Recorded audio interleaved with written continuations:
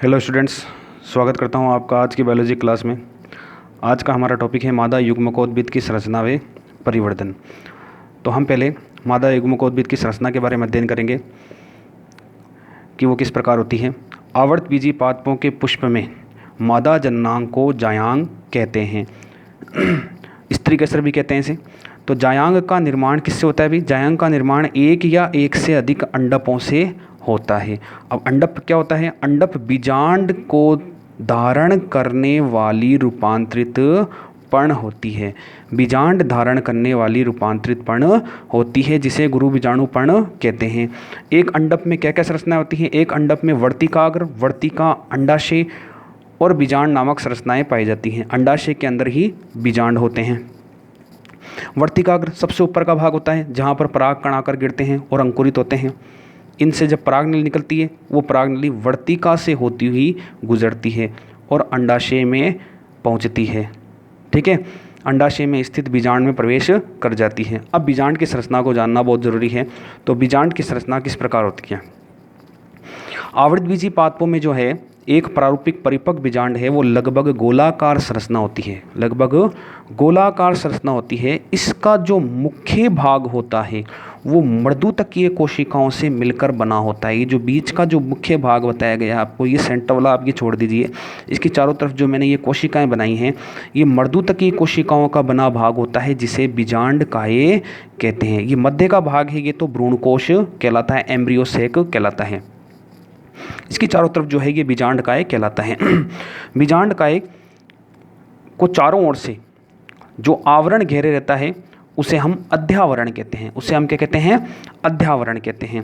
ठीक है, इसके अंदर का आवरण आंतरिक अध्यावरण कहलाता है और बाहर का आवरण बाह्य अध्यावरण कहलाता है। ठीक है, देखो इसमें कि आवृतबीजी पादप में एक प्रारूपिक परिपक्व बीजांड लगभग गोलाकार संरचना होती है। इसका मुख्य भाग मर्दुतकीय कोशिकाओं द्वारा बना होता है, उसे बीजांड काय कहते हैं। एक या दो आवरणों से घिरा होता है जिन्हें अध्यावरण यानी कि इंटीग्यूमेंट कहते हैं।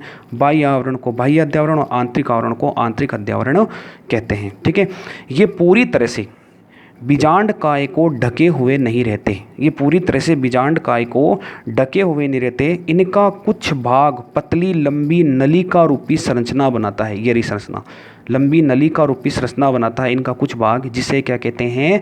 बीजांड द्वार, माइक्रोपाइल कहते हैं, या आप कह सकते हो बीजांड द्वार कहते हैं। ठीक है, बीजांड द्वार का जो आधारीय भाग, ऊपर का जो आधारीय भाग, उसे हम क्या कहते हैं? निभाग यानी कि चलेजा।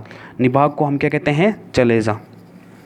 ठीक है, निभाग कहलाता है। ये देखिए, जिसे बीजांड द्वार कहते हैं, बीजांड द्वार का आधारीय भाग निभाग कहलाता है। ठीक है, निभाग से ही अध्यावरणों की उत्पत्ति होती है। ये ध्यान रखना, अध्यावरणों की उत्पत्ति किससे होती है? निभाग से। बीजांड द्वार का जो आधार भाग है वो निभाग कहलाता है। निभाग से ही अध्यावरणों की उत्पत्ति होती है। बीजांड में बीजांड द्वार के पास क्या स्थित होता है?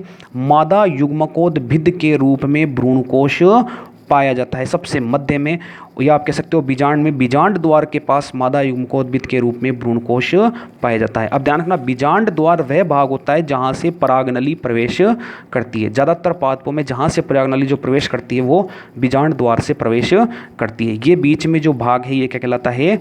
भ्रूणकोश, या आप कह सकते हो इसको मादा युग्मकोद्भिद। जब इसका पूरा का पूरा परिवर्धन हो जाता है, परिपक्व भ्रूणकोश जो होता है वो 7 कोशिकीय व 8 केंद्रक युक्त संरचना होती है। ठीक है, इसके ऊपर की जो 3 कोशिकाएं होती हैं जो निभाग की ओर की होती हैं उन्हें हम प्रतिमुखी कोशिकाएं कहते हैं। उन्हें हम प्रतिमुखी कोशिकाएं या आप कह सकते हो एंटीपोडल सेल्स कहते हैं। ठीक है, बीजांड द्वार की ओर जो 3 कोशिकाएं स्थित होती हैं इन्हें हम क्या कहते हैं?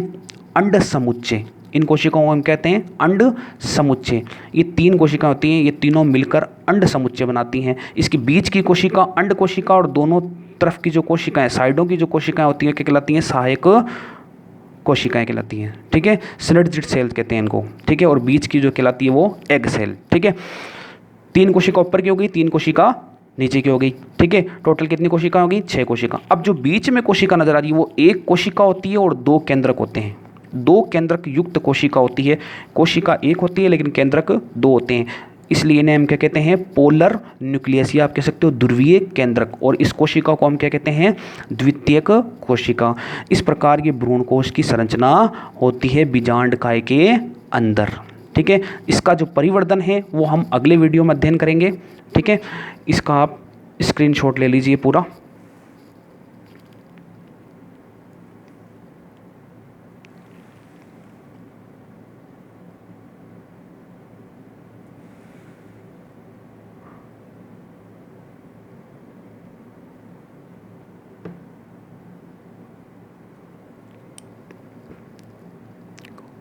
अब अगले वीडियो में हम बीजांड के प्रकारों के बारे में अध्ययन करेंगे।